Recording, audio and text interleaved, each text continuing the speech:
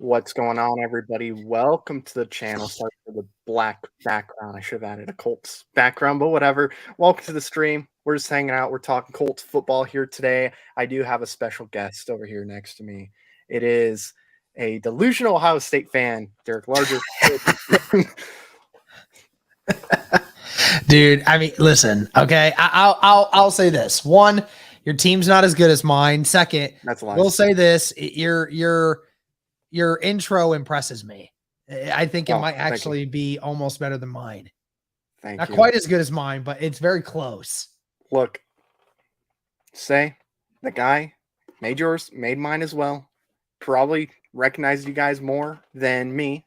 So he's like, you know what, we're gonna make it better.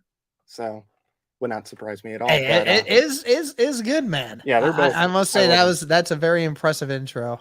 I do like it quite a bit. It's definitely a lot of fun. But today we're gonna let you guys dictate what we'll talk about. We're gonna talk Colts football, obviously, but we can talk about anything you guys want. It's just a hangout stream today.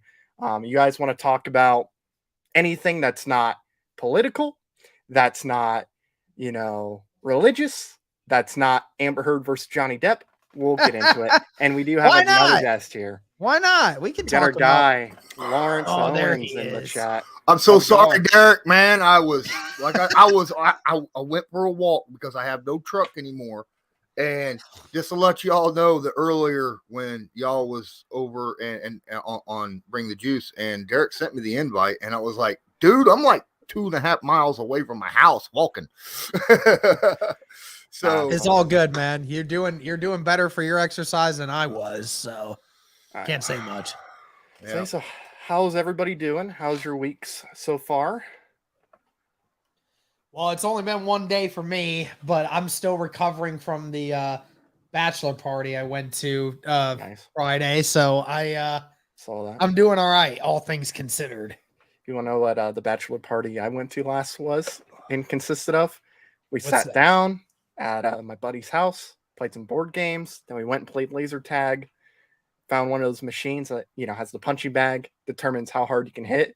Say I had the hardest hit out of all of it. I look weak in person, but I think I can protect myself. It's got like 700 what something. Did you hit? Like 720 or whatever. Weak. Like my friends like 3 times. Laser tag sounds hella fun now, bro. Yeah, that was fun. I know everyone always gives me crap about being 25 and wanting to play laser tag. Listen, I love playing laser tag. Okay. Look, I don't care what age. I don't care what age I am. I'm still gonna go out there and I'll destroy an 11-year-old in laser tag. I don't care. Dude, it's paintball without the pain. Yeah, exactly. Pretty much. Without the pain. Yeah. I consider myself a nice guy and all that, but I do enjoy just destroying the dream of a 5-year-old or a 10-year-old's hopes of being first by beating him, So hey, you gotta assert your dominance one way or the other, man. Absolutely. And then, of course, listen to Tristan as well. Comment, like, and subscribe. That'd be a lot of fun. We're kind of in the slow time right now when it comes to Colts news.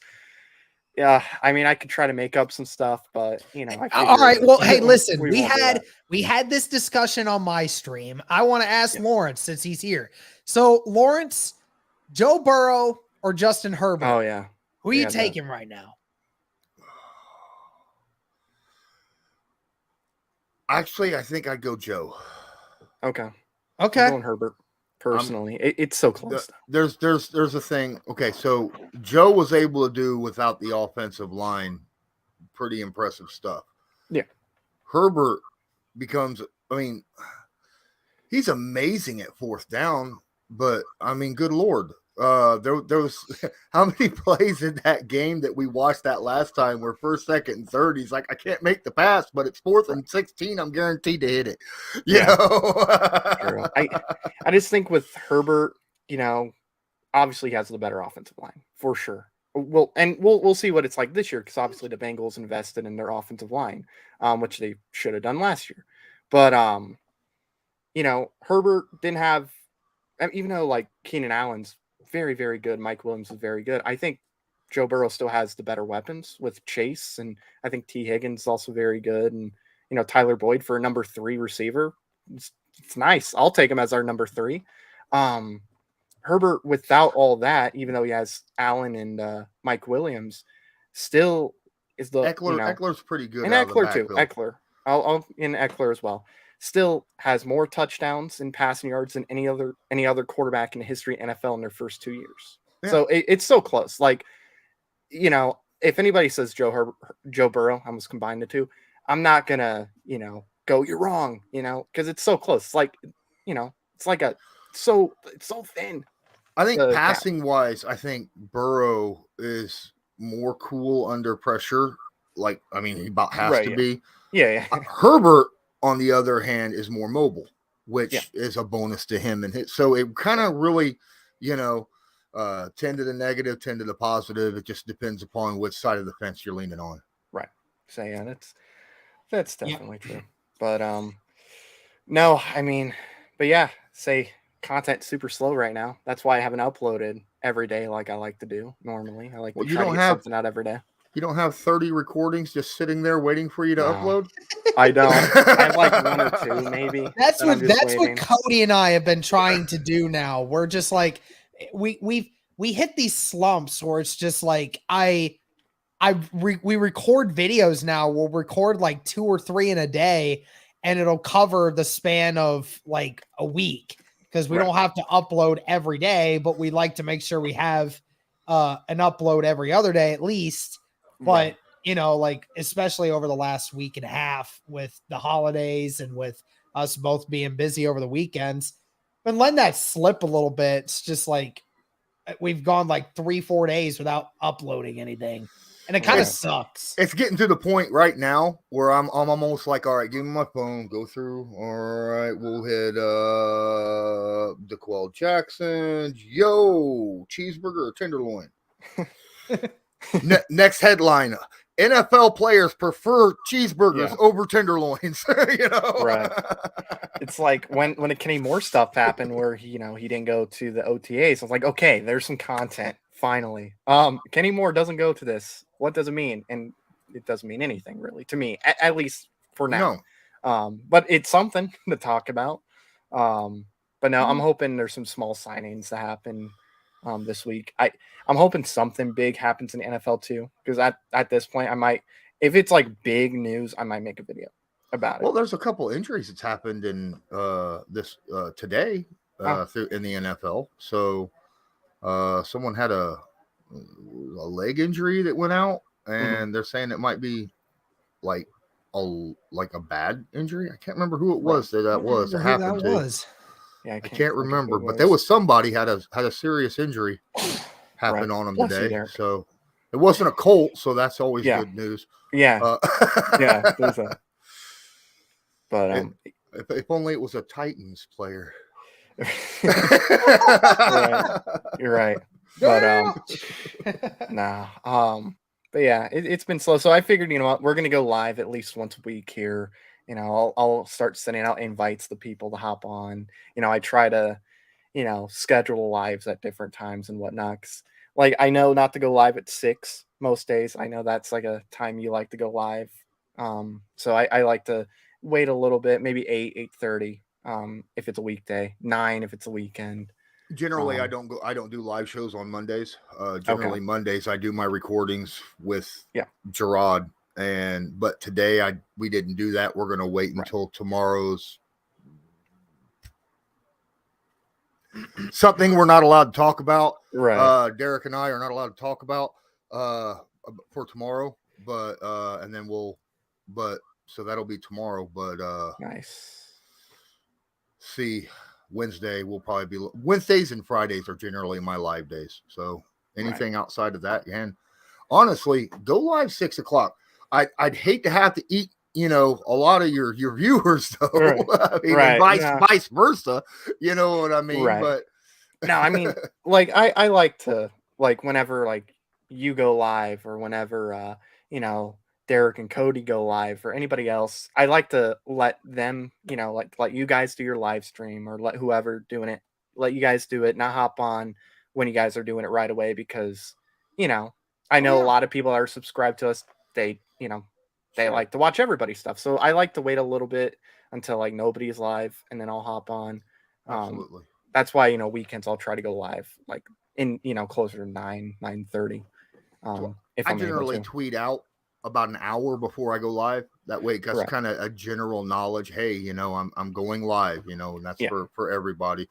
And then, I try not to upload at the same time somebody's going live. That whole for the same exact reason Yeah. So, but yeah, absolutely, man. It's about not just providing our own content, but helping everybody who's making Colts content. Not stepping on other people's feet, man. Definitely. And I'll pull up some of the comments. Josh says sportsmanship what? Like we were kind of joking around that thing.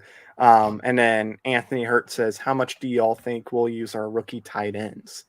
I'll go to Derek first, then I'll go to you, Lawrence. How much do you think we're going to use our rookie tight ends? I think enough time where we're probably going to see him.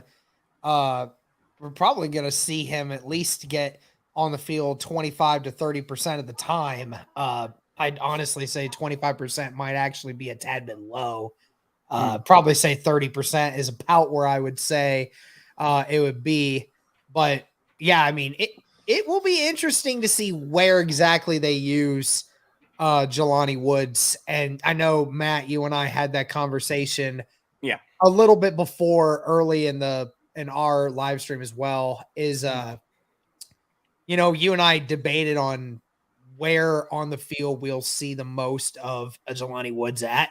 Now again, I know the size makes you think red zone, right? And that certainly could be a thing, because we've seen Jelani Woods in college make a lot of catches in the red zone. But honestly, me personally, I think it's going to be more for him in the middle of the field, where you have a guy that size, and with that athleticism, you want him to be able to use that athleticism. And Mo Alley Cox is probably going to be utilized more in the red zone, because he's more of a guy that can go up and get it. And he's more used to that role at the moment. It could be something different towards the end of the season, but I think Cox is more used to being that vertical go up and get it guy than what Jelani is at this moment. So we'll see, but I think 30% is definitely not out of the question. It might be 30, 35%. Right. And then Lawrence? I would not be surprised. Honestly, I still expect to see a lot of 2 and 3 tight end sets. A lot of them, and they will rotate these guys in and out. Don't count out Ogletree. There's a possibility he makes the 50. There's a possibility that the Colts carry 4 tight ends. It's not high likely, but it's a possibility. I'm not saying that. Ogletree obviously has to be. He's got to make some pretty big impressions in order to make the 53 during training camp and preseason. But from word is he's a heck of a blocker. So that is a instant plus on the Colts roster right there. When it comes to getting on there and getting snaps, that's what got Mo Alley Cox and Jack Doyle snaps at the beginning of their careers. Because they were learning to block and getting in there and actually not. Getting in there and doing the dirty work. So that helps a lot.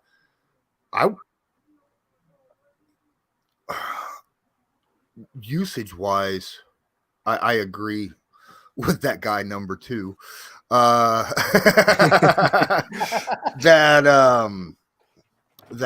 You could. I think a lot. I think they'll be utilized all over the field. Just so that.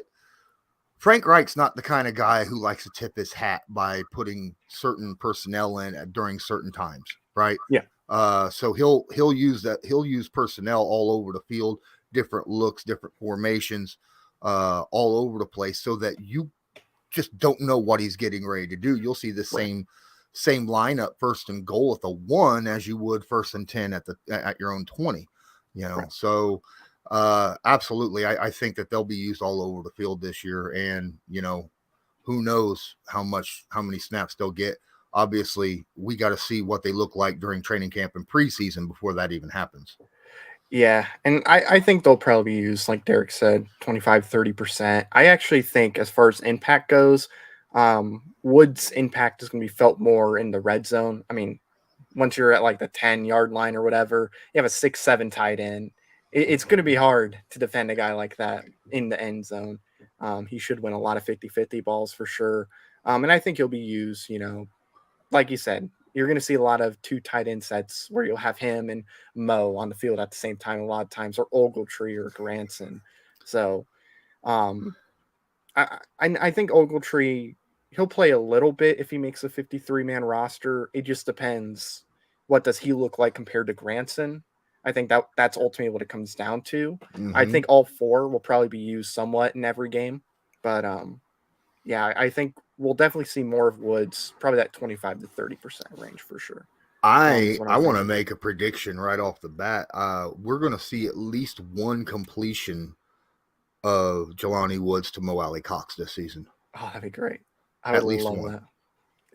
I mean, he did play quarterback. I don't think that's a bold take. I think that's actual. Because, yeah, I mean, Jelani Woods was a quarterback for the majority of his young life. So, you know, I mean, it would not surprise me in the slightest. I mean, watch it be on the 2 or 3 yard line, and Jelani Woods comes out and lines up in the backfield with Jonathan Taylor and Nyheim Hines. Right. I mean, what do you do? How do you guard that? What do you look for? I mean, I'd assume the first thing you would look for is to stop Jonathan Taylor. Right. Then you got to look at Hines. Then you have to look at Jelani running, and then you have to worry about him throwing the football. So, I mean, that is a scenario and a half for a defense to deal with. Heck, I could see Jelani Woods throwing a touchdown to either Ryman or to Danny Pinter as well. I could see that too. Two guys that were former tight ends and offensive linemen. Hey, that can happen. Just imagine seeing a 6'7" quarterback lined up. Like, what are you gonna do? You can't stop that.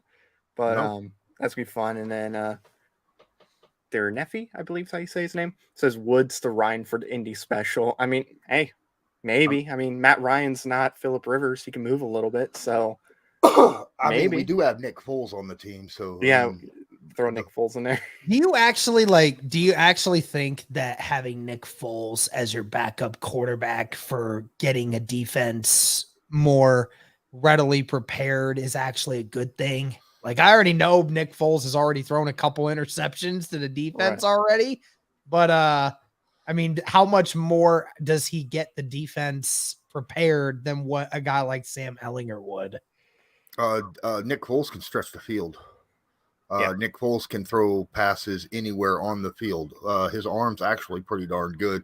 Decision making can be questionable at times, but his arm is pretty darn good. So that's going to help out the second and third string defense big time. That's going to help them kind of, shore up their abilities during the off season. So absolutely, I think it's very, very, very important to have that situation over Sam Ehlinger down there.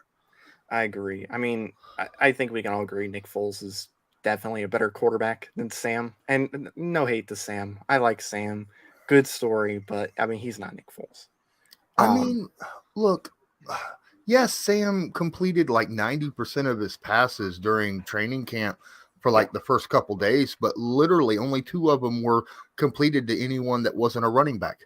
Right. Only 2 of them were to wide receivers. The rest were to running backs. They were all check down quick outs, and Foles will be able to do better at getting the ball down to the field. Right. Definitely. And then we got Free Kicks USA in the chat. Says, "What's up, guys? Hope y'all have been doing good.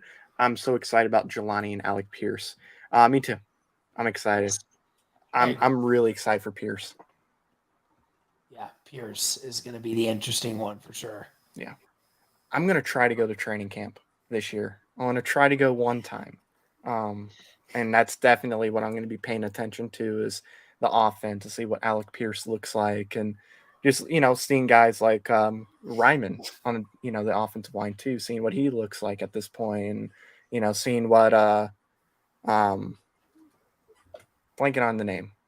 Matt Pryor. There you go.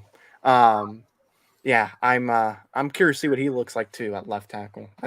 That's a battle I'm really looking forward to in training. Says that's what his entire time is devoted to right now. Yes. So I'm really excited for that. Well, yeah, I mean, left tackle is a very important position right now, and it's kind of, even though Frank Reich and Chris Ballard said, we're given the starting job, it's his to lose. Yeah. I mean, well, Ryman could earn that spot too, not just, him lose it, but someone else actually earn it, play better. So, that is definitely a situation we got to keep an eye on, since that is the blind spot of a 37-year-old quarterback. Yeah. So you definitely got to be good there for sure. But yeah, Ballard did say they're going to have the 5 best offensive linemen on the field. So I don't know, maybe Matt Pryor, they start moving him a little bit to right guard if they feel like Ryman is the guy at left tackle, and maybe it becomes a battle between Penter and Pryor. So, I mean, it's I don't know. I still feel like Penter is going to win that spot, but yeah, I think you're right. I honestly think that Penter at his peak could be better than Pryor. Yeah. I just like Pryor as the main backup. He's kind of just like, I mean, and Lawrence, I think, talked about this with me when we were talking about Nick Foles being signed by Indy, was that there are just some guys that are just not the same when they're starters versus when they play a backup role. There's a couple guys that, like, if you tell them to play 2, 3, 4 games and then they're going to be back out, then they really, really shine in those games. But then as the season drags on, their weaknesses start to come out a little bit more. And then when you make them play a whole season, they're just not quite the same. I don't know how Matt Pryor is going to look. We haven't really seen the opportunity for that. But, I mean, we did get a lot of Matt Pryor last season. I mean, Matt Pryor did play, I think, in about, like 8, 9 games last season at least. So, when Braden Smith went out after week 1, I mean, Matt Pryor was the main right tackle for the next 8 weeks after that. And Matt Pryor did phenomenal as a right tackle. So we'll just have to see, it's just a lot of question marks. I like Pryor sitting, as you say, but kind of, that first guy off the bench sort of yes thing. Yeah, that roaming guy, I mean, we had one of those 5 years ago, ended up going to Tampa Bay, but I think Pryor would be great. Someone goes down, you throw him in there, whether it's left tackle, right guard, I'm not going to say the other guard, left tackle, right tackle, doesn't matter. Center. Yeah. Well, I don't know about center. If center goes down, I think Penner will slide over there, and then Pryor will probably drop in right guard. But yeah, I agree with that for sure. It's just nice to have a guy like Pryor on the team. Honestly, I think they did a really good job with depth as well. And then we got Deep Patel in the chat. He says, "What's up, y'all?" He said, "I was just in Derek's podcast waiting for Matt's." And then he also said, "But Defoe is a first-team All-Pro this year again with Yannick." I think there's a really good chance. I mean, I think that you could quite arguably say that Defoe is the one that benefits the most from having Yannick on the team. Yeah. Did you see how much Donald is now making over the next 3 years? 90, isn't it like $95 million? He's making $31.5 million a year. I know, and the crazy part is that they didn't extend him. They literally just added $40 million to his existing contract. Yeah. Honestly, that's a great move for both sides, because Donald doesn't want to play for another 5 years. He wants to just make as much money as he could. They're like, okay, fine. We got the money. We'll extend you now. Let you finish out this contract, and then we don't have any more extended cap to have to worry about later on. So, hey, listen, if there's one defensive player that deserves it, It's that guy. It's that guy. Absolutely. Right. Definitely. I mean, I think he deserves the money. He's an all-time great defensive lineman. So, I mean, it's a ton of money, but I mean, if you're going to give it to anybody on the defensive really not, line, I mean, like, look, it's not that much when you look at it in terms of that's quarterback money. Isn't Myles Garrett and TJ Watt getting like 27? Like, I mean, that's not that much when you're looking at it from the perspective that Donald is the best defensive lineman in the NFL. So that is top 10 quarterback money, though. True. That is true that. He's a top 3, top 5 all-time defensive lineman, I think, for sure. So that's why normally I would be totally against that with defensive linemen, and I'm kind of worried that there's going to be some defensive linemen in NFL that are very good. They're going to be like, hey, give me $32 million a year. You're saying certain. This is the ultimate. This is the ultimate backfire to every GM. Every GM should make this line to the defensive lineman that asks that. Are you a generational player? Yeah. If you're not, don't even bother asking me for $30 million. Yeah. Don't do it. The thing is Donald is not just he's a defensive tackle. True. You know, he's not even a D end. He is a tackle. And it's he like is a 3 tech. Because like, it's the fact that he's so dominant, and the fact that he's more dominant than any edge rusher in the game. And yet, I mean, he's not just the best defensive lineman. I mean, you could argue he's the best defensive player that we've had over the last 10 years. I mean, this guy's just, he's just a generational player. He absolutely deserved that add-on of the money. He totally does. Yeah, for sure. And then and I don't think Buckner's gonna go out there like you was trying to say, Matt, because I mean he's making $21 million a year, and you know he's not. Yes, he's effective, but even he is. If you ask him, he's gonna be, oh no, I'm not Donald. Yeah, you know, for sure. Yeah, right. I mean, I mean Buckner's one of the top 3 defensive tackles in the league, but I mean, you know, the drop off between one and the rest of them is so damn big. That's the crazy part. Yeah, I mean, it is. It's crazy that Donald has, as a defensive tackle, has elevated himself to not only the best defensive tackle by a long shot, but he's the best defensive lineman, and then the other 2 are kind of like right here, but he still has that gap right there in between them. That's like comparing Patrick Mahomes to this year's quarterback class. Yeah. No. Literally. Yeah, there's just no comparison. Yeah, definitely. We all love DeForest Buckner. We all know he's a great player, but I mean, he's my favorite Colt player, man. He's my favorite player on the Colts. So no disrespect to the man at all. He is a stud. Well, and it also helps Aaron Donald as well, in the fact that, you know, just not only the fact that, you know, these last few seasons, he's got to play with some pretty good defensive linemen as well, you know, playing alongside Von Miller, Leonard Floyd, and some of these boys. I mean, you know, they got some dogs on that defensive line, and, you know, he takes every double, triple team. And then, you know, these other boys, they eat up the opposing quarterback because, I mean, they get the one-on-one opportunities every freaking time. Definitely.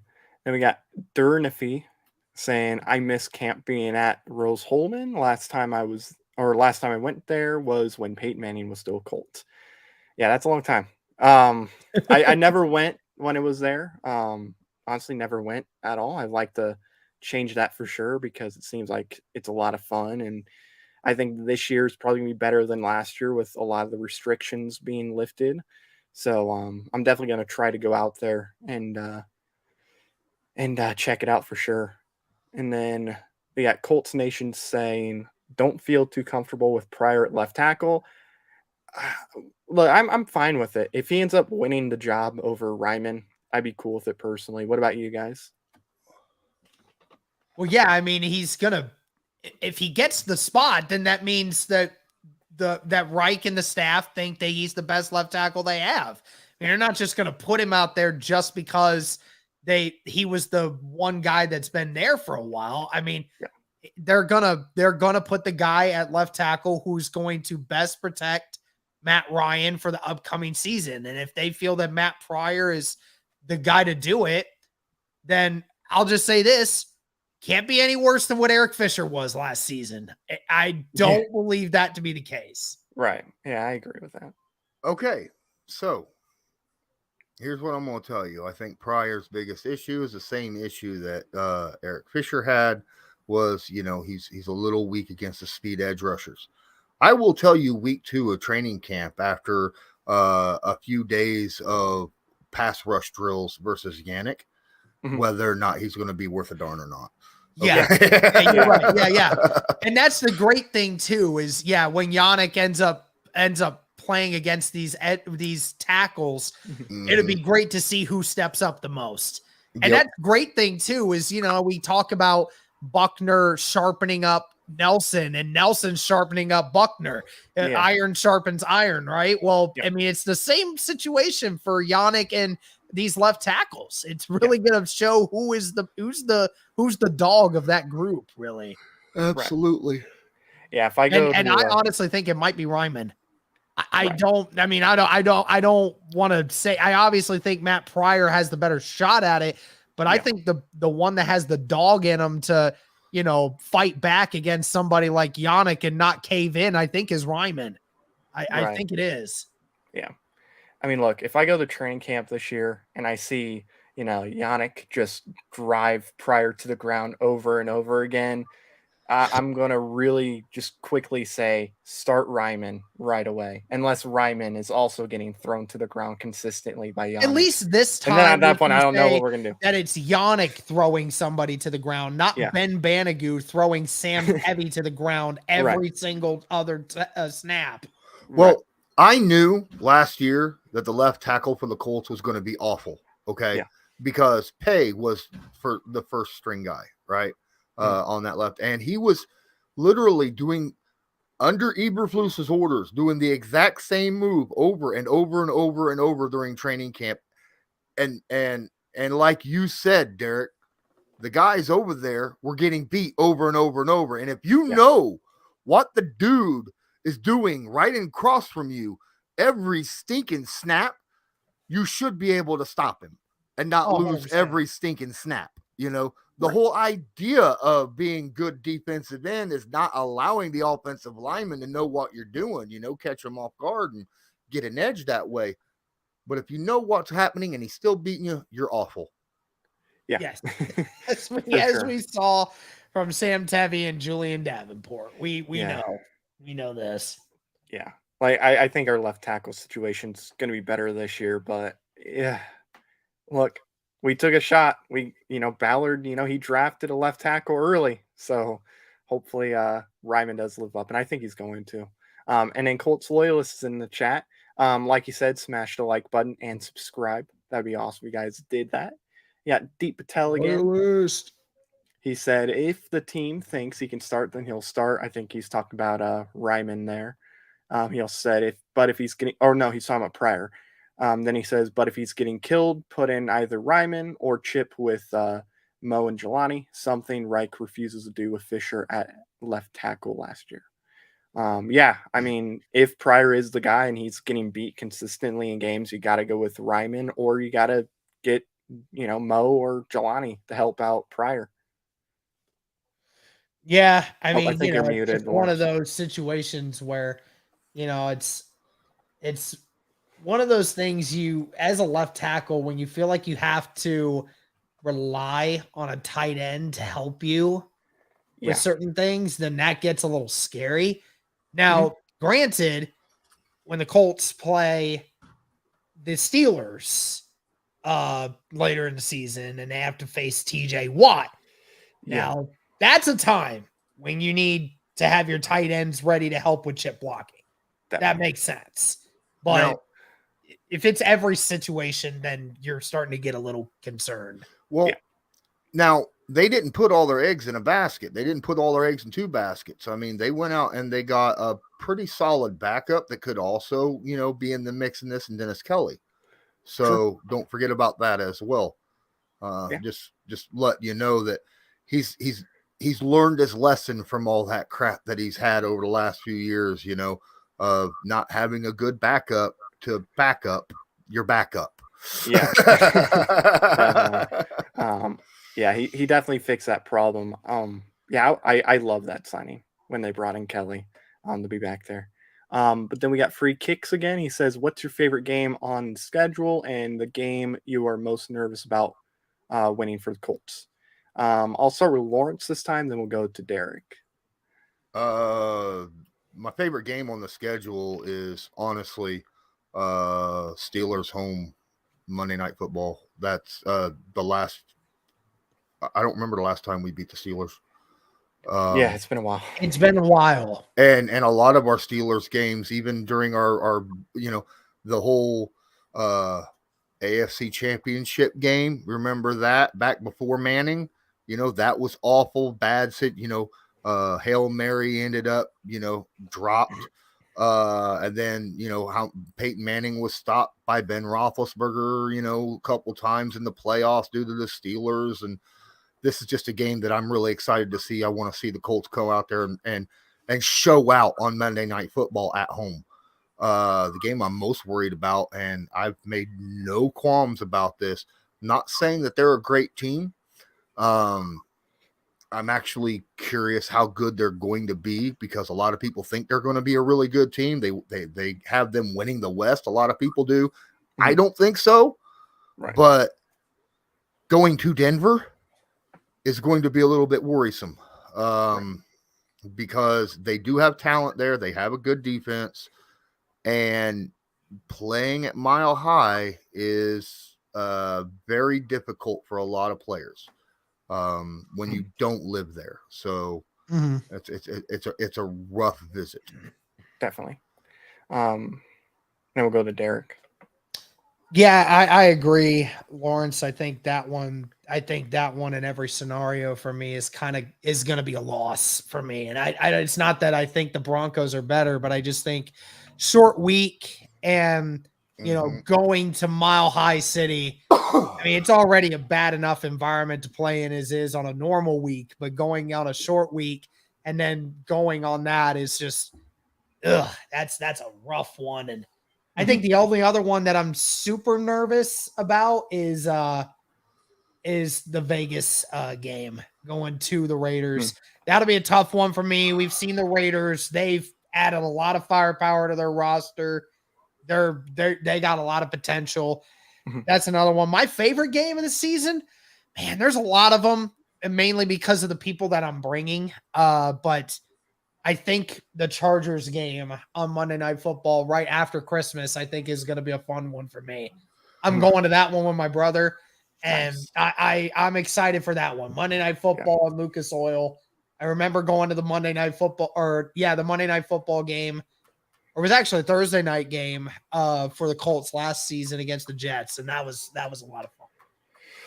Yeah. I want to change my answer to my favorite game is the one which Jim Irsay calls me up and asks me to bang the hammer. The animal.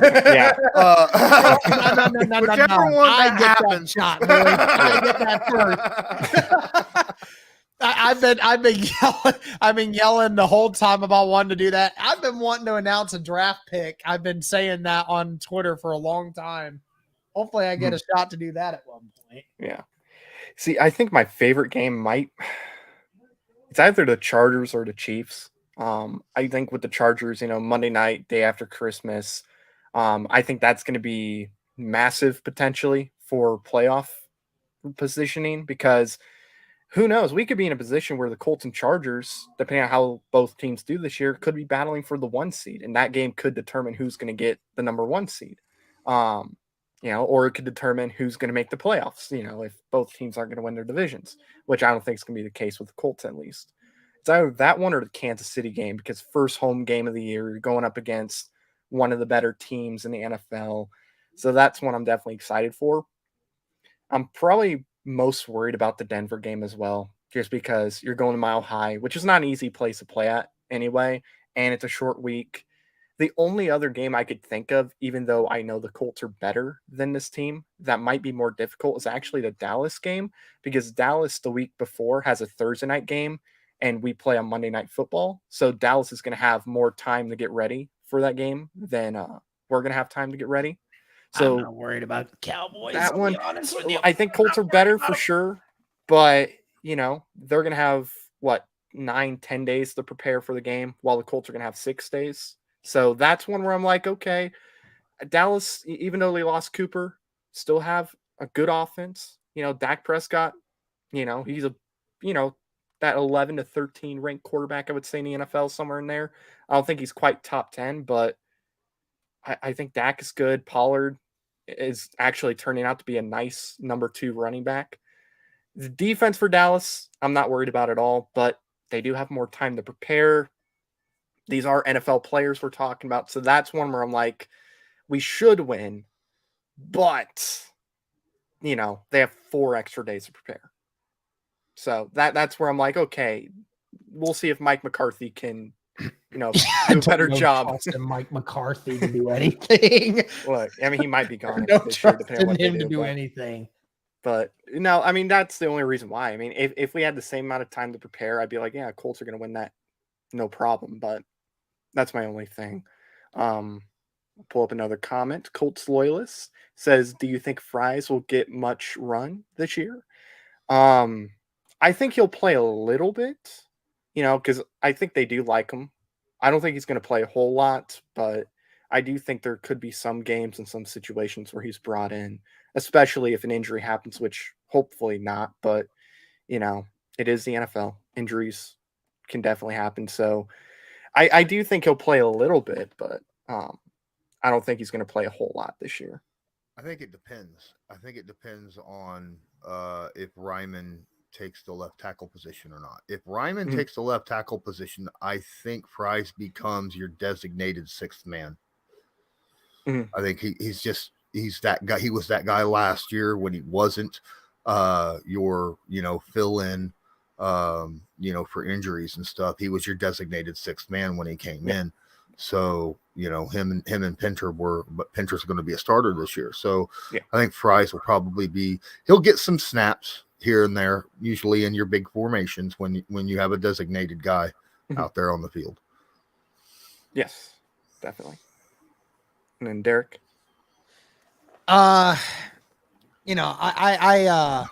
Who were we talking about again? Will Fries. I'm having a brain fart right now. Will Fries. Will Fries, yes.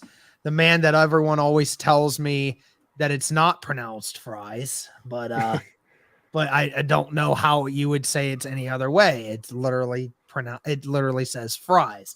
Yeah. But I like Will Fries. I think he did a fantastic job in the limited action that he did get towards the end of the season when the offensive line depth was being tested. I think it's great that he's, involved in the mix. And, we don't have a ton of interior offensive line depth as is. So, it'll be interesting to see, if they go to sign another person this off season on the inside. I assume they probably will, because they still have $12 million in cap. So I would imagine they probably will. Somebody who kind of like that Chris Reed signing, because Chris Reed only cost them $1.5 million. So you didn't have to pay very much. Probably do something similar to that. But Will Fries, man, if he keeps playing the way that he does, I mean, he could be a definite solid backup for them going forward.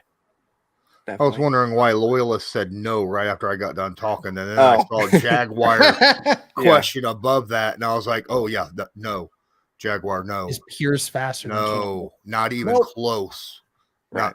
Not close. Not even close. Well, yeah, I get. Pierce is a 4.43. Like Campbell's a 1 second faster. I mean, Campbell is a 4.24 or 4.28. Yeah. I'm sorry, he's a 4.2. No, he ran a 4.31, did he not?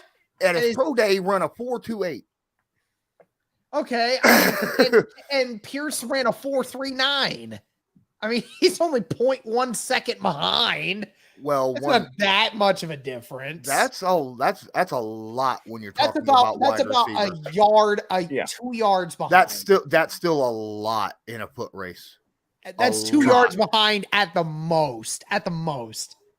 Campbell was exactly during the feed. Campbell was. I mean, now to be fair, Pierce was a track star too, but it wasn't, running the 100-yard dash. He was like the hurdles guy and stuff because he was just athletic as well, But Pierce is interesting because of all the stuff that he brings to the table at once.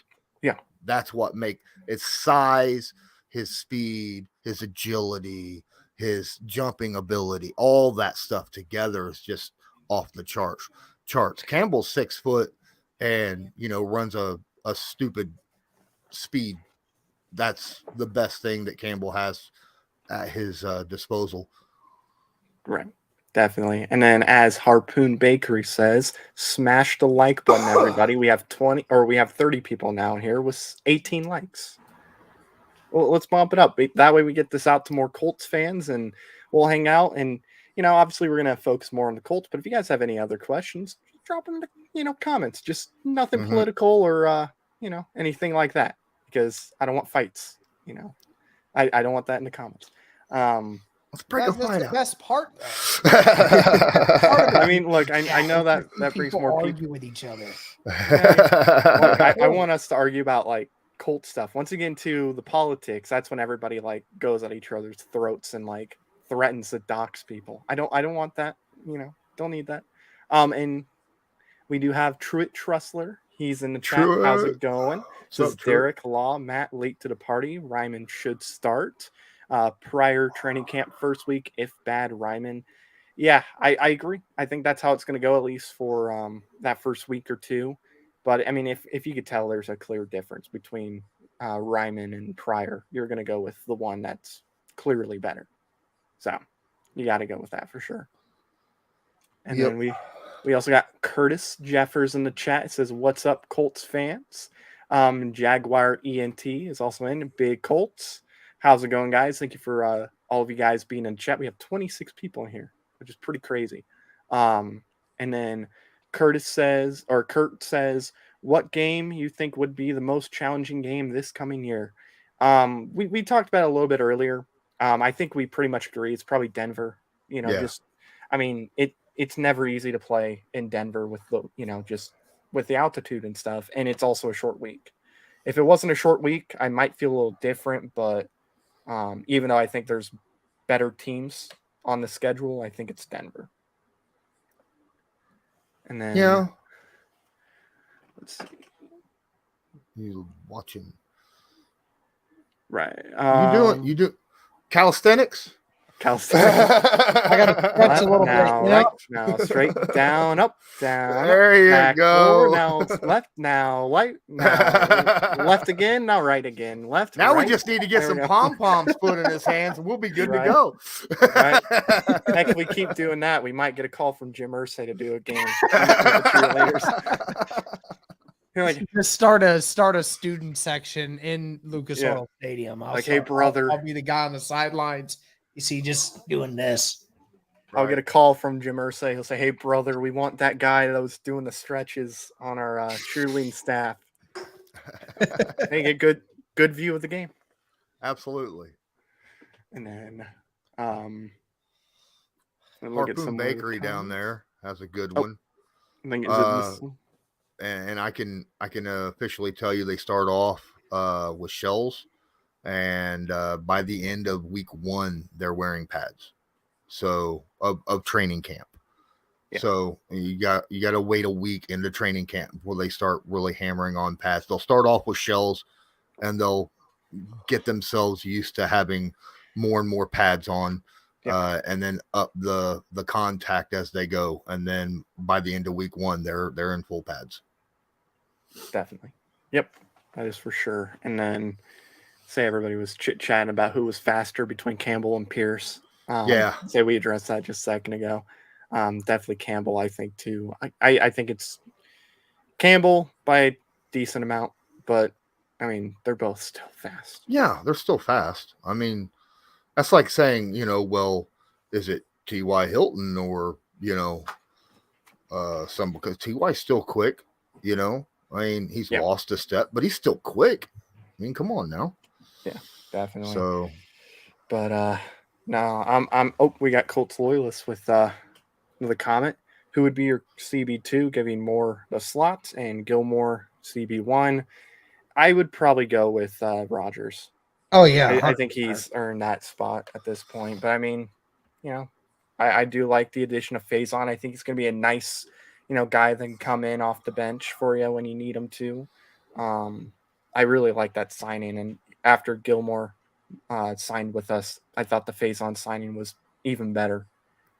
I think it's going to be interesting to see how Gus Bradley runs this, if he runs it similar to what Matt Eberflus did, because in base formations where there was only two cornerbacks, Kenny Moore was the other outside corner. Yeah. And then when they went to nickel and dime, Kenny just slid in and someone else came in to play that outside cornerback.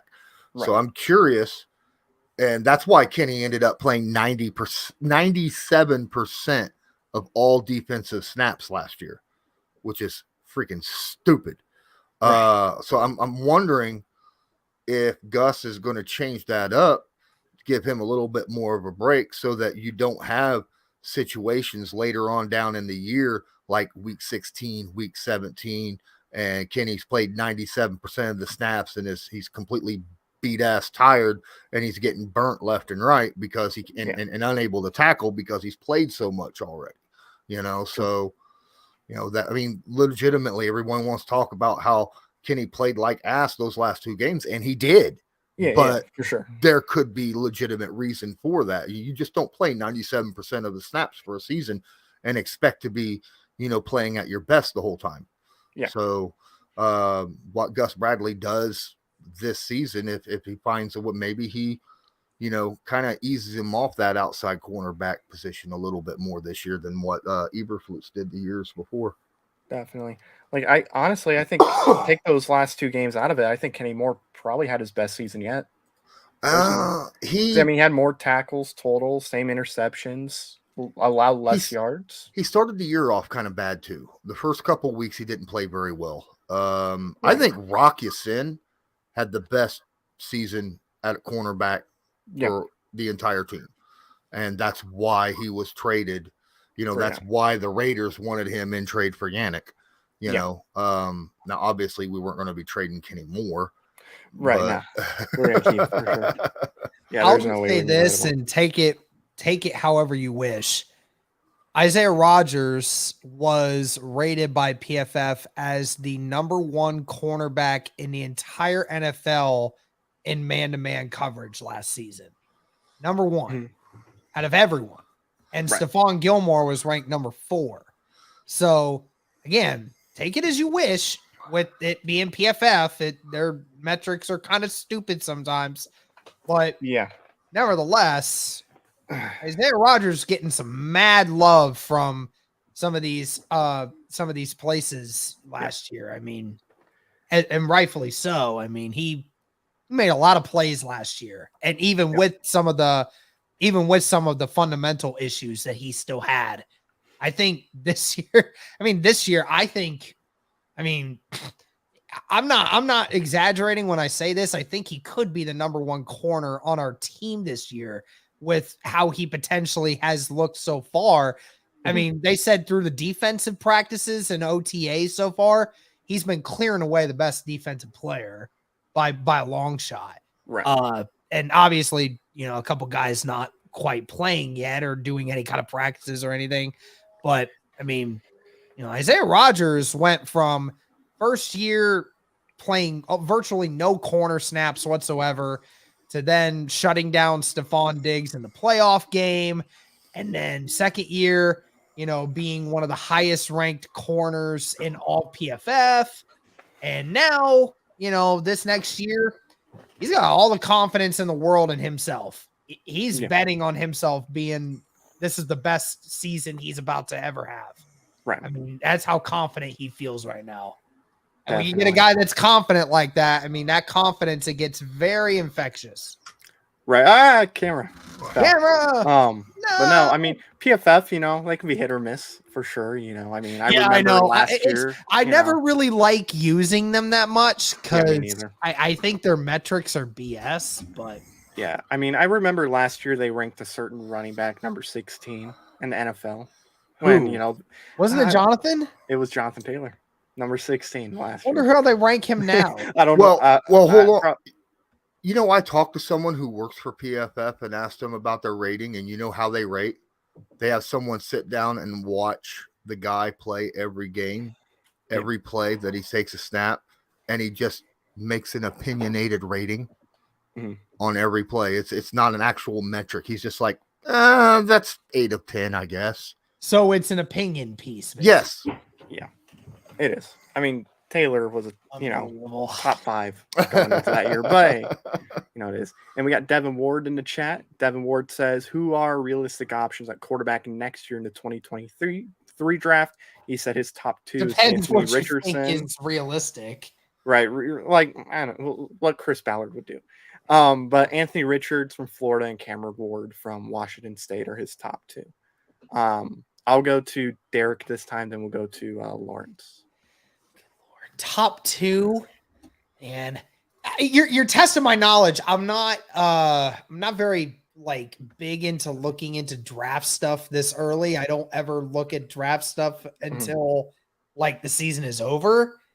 That's my problem. I should do better at that, but nevertheless, I mean, now if you're asking me who I want, who the Colts that's a little different of a story because no wonder, because I think what a lot of Colts Nation was thinking before we signed Matt Ryan was that the Colts next year were going to we're going to throw everything we have at a team to try to go into the top 10 to get a quarterback. Now, who's going to be available at that point? Everyone seems to think Bryce Young and CJ Stroud are going to go number 1 and number 2. It seems like that's the opinion that most people have.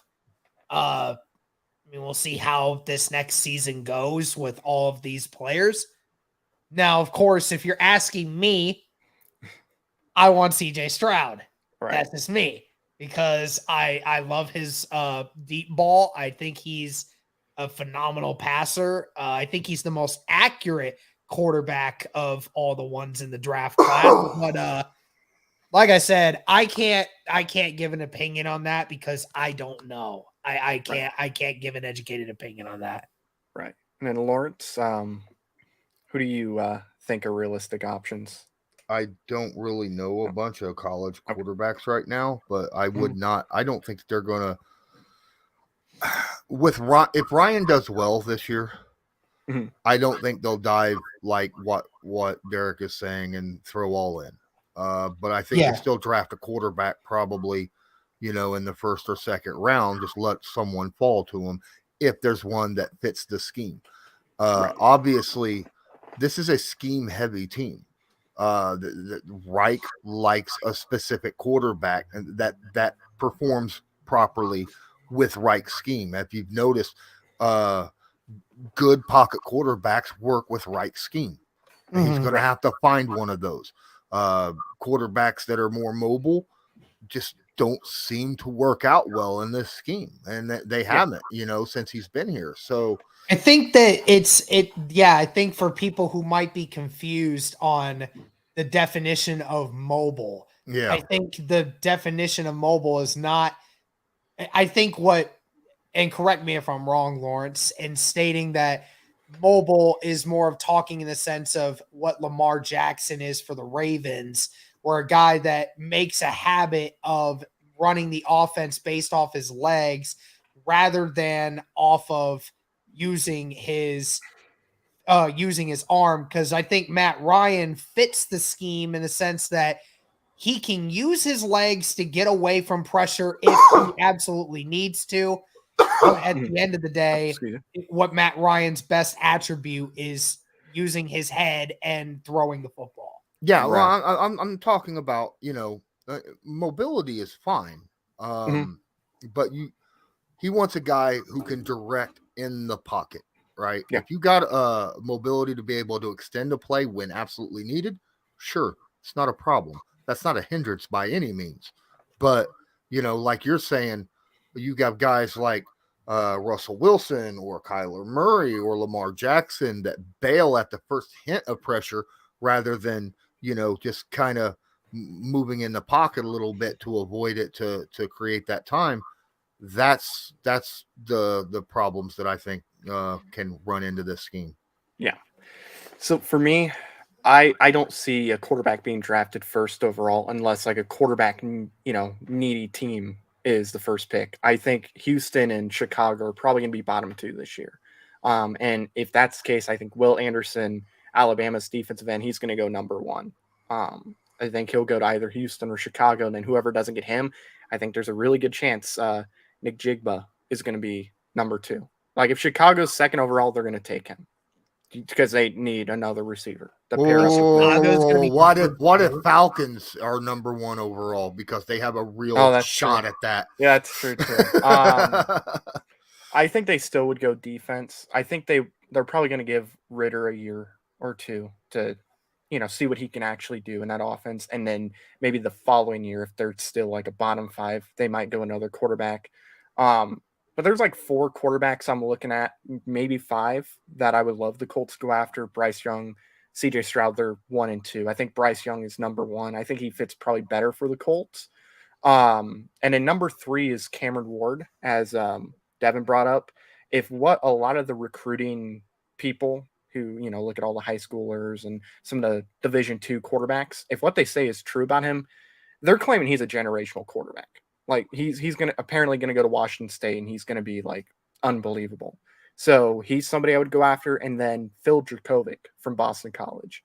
He's a guy I think realistically the Colts can get, and they don't have to really trade up much for him. He's mobile when you need him to be. He's got a really good arm, very strong arm. He's accurate. He went to Notre Dame before transferring. Brian Kelly screwed that up because he wanted to roll with the other quarterbacks they had instead of Phil, even though Phil was definitely better. So those are the 4 I'm looking at for sure. And then I think Anthony Richardson's probably my QB5, and then the slowest from Kentucky is probably 6 for me. But those are who I would go with. I do think Will Anderson is going to go 1, and then I think maybe a quarterback at 2, depending on who's available or who's picking at 2. But we'll see. But whoever we get, they're going to have to sit for at least a year or 2 behind Matt Ryan. And I think that'd be smart. And then that gives you an opportunity. Yeah, I mean, and that makes you wonder if they will get a quarterback in this next draft, because that might be the plan for the Colts, to get that guy and sit a year, maybe 2 years. I mean, it's not the worst thing in the world to have happen. I mean, 2 years and then you still get your quarterback for a good 12 years. I mean, they'll be 25, but so what? I mean, quarterbacks, we know it, they stay healthy. They play until their late 30s anyway. So one thing I do say, I don't think the Colts do another trade for a quarterback again. Right. I think they're done. Yeah. Even if Matt Ryan has a bad season, I don't think they trade for a quarterback. They might trade up in the draft to get a quarterback, but they're not going to trade for a quarterback. I think, you're right. I think it's when it comes to guys that are already in the league. I think Ballard might want to just like say, all right, I've had enough trying here. Right. I think he wants to get that quarterback in the draft. I think he's ready. And look, I mean, every position as far as starters go, you're pretty much set with, right? Maybe one more receiver, be that number 3, depending on what Paris Campbell does this year, if he can stay healthy. Maybe they go another receiver, but maybe, I don't know, if Michael Mayer falls to the Colts, even if there's a quarterback they like, I might go Michael Mayer at tight end. I mean, he's potential top 5 tight end in the NFL. So I think even though you got Jelani Woods there and Mo there, if you can get Michael Mayer, you might want to go after him. But hey, if you take a quarterback this year and they don't work out and they don't look like they're the guy, then the following year go for another quarterback. Tyler Buckner is the only guy I can think of that might be an option in a year or 2. Another cornerback or corner. A corner. Because I mean, let's face it, Gilmore ain't going to be our number one forever. True. Yeah. So maybe do quarterback this year and then corner the following year, or if there's a corner that you see that you think you got to go after right away, then go for him. Yeah. I mean, but this year in the draft, there's gonna be a lot of quarterbacks available in the first round. So, well, again, it could be a situation where the Colts grab and then move up to grab another guy like they have done in the past. So they'll have depending if Carson Wentz plays 75% of the snaps for Washington, they might have 2 second-round picks. All he's got to do is not get rolled over by defensive linemen. Yeah, that's hopefully he can stay healthy because I don't want to see him get hurt, and also I want that second-round pick, and then we could package that with our second-round pick and move back into the first round if we need to. Yep. So it is 9:41, so we're gonna hop off in a minute. I'll pull up a couple comments real quick. Nomadic Brian's in the chat. He says he just got he just got this notice. How you doing? And then I'll end it off with this. Anthony Hurt. He says if we don't make the playoffs, who's in the hot seat? We kind of talked about it a little bit on your live stream, Lawrence, about some guys that could be on the hot seat. I mean, it has to be Reich, right? Yeah, Reich is definitely on the hot seat. Ballard might have another year before he's on the hot seat, but it depends how Irsay is. He might be sick and tired of, It also depends upon what looks like is bad on the team, Yeah, true. So, if we go in and, it looks like the wide receiving core is awful, and Ballard's been pounding the table going, there's a lot of talent there, and then don't go get one, and then it ends up looking bad. I think that could put Ballard on the hot seat, Definitely. So say that is true for sure. But I think Reich is definitely first, and then it would be Ballard at number 2. But I mean, it like you said, it just depends what the team looks like. I mean, if it's not working, then that could change things. If Matt Ryan does not do well, Scott Milanovich's job, I don't even think he should still have one. But after last year with Carson Wentz, but that's a bad situation. That's looking at some bad stuff though. And I really, honestly, that live stream we did, I felt dirty after doing it. Because you know what I mean? Yeah. Because I was looking at the pessimistic side of things, and I'm generally an optimistic side of things, Right. I feel you there. For sure. I definitely like being a little more optimistic and happy, but sometimes you gotta be real. You can't just be fanboys all the time. You gotta be real, you gotta be honest, and you can't just be like everything is fine, everything is wonderful. But we've been going for an hour 7 minutes. I think we're gonna hop off because it is 9:43. I'm sure these guys have to be up tomorrow before I have to be up. So we're going to hop off, but I'll allow these guys to let you guys know where you can find them. So I'll go to Derek first because he's right next to me. Where can the good people find you? Even though probably most of them already know. Well, in case if anyone doesn't know, you can find me on Twitter at Derek_Larger, or you can find me as the co-host of the Bring the Juice Colts podcast on YouTube and anywhere else that you guys listen to your podcasts. All right. And then Lawrence, I'm sure everybody here knows where they can find you as well, but just in case they don't, where can the good people find you? Well, my name's Lawrence Owen. You can find me at Colts_Law on Twitter. Yes, you changed your name on me. Hold on. And obviously my YouTube is on my YouTube channel is Lawrence Owen, but you can find both my podcasts anywhere you listen to podcasts. Believe in Colts with former cornerback Gerard Powers, and then obviously Colts Law with my boy Colts Loyalist, who's been in the chat this whole time. Yes, and thank you everybody for hopping in. Thank you Colts Loyalist for hanging out here. Nomadic Brian, Sinking Bait, Durnify, Harpoon Bakery. We're gonna shout everybody out. Anthony Hertz, Truitt, Tressler, Devin Ward, Deep Patel, Jaguar ENT, Kurt Jeffers, Colts Nation. I think that's about everybody. Free Kicks, Optimistically Cynical, You were also in the chat. Josh Johnson and Tristan Tillman. Thank you all for watching this live stream. And thank you to both Derek and Lawrence for joining this live stream. Of course, you guys could find me here on this channel, Inside the Horseshoe Podcast. You can find me here. Subscribe if you haven't already. I'm also on Twitter at @horseshoe_pod. I believe on the live stream there's a link to the Twitter in the description, so you can find me there as well. You can't find me on Facebook because I'm private about my life. That's pretty much where you can find me. I can find him on Facebook. Just give me time. Yeah. If you give me a minute and I'm good. You give me an hour and I'm great. You give me 6 months, I'm unbeatable. If you got, I don't reveal my last name to the public, just because I don't want crazy people showing up at my house.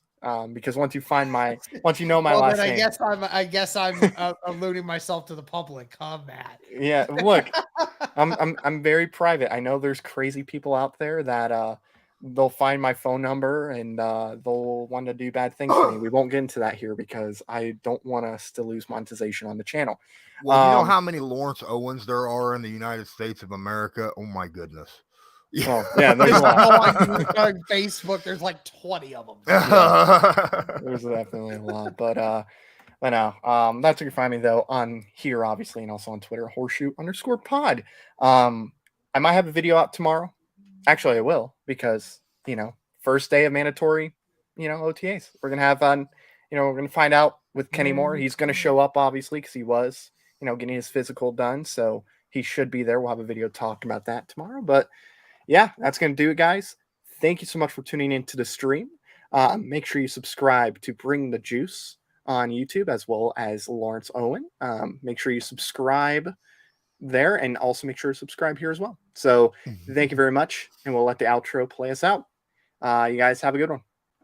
Thank you very much for watching this video. If you like it, make sure you watch one of these other 2 videos. They're cool. Also, if you're new, please click subscribe.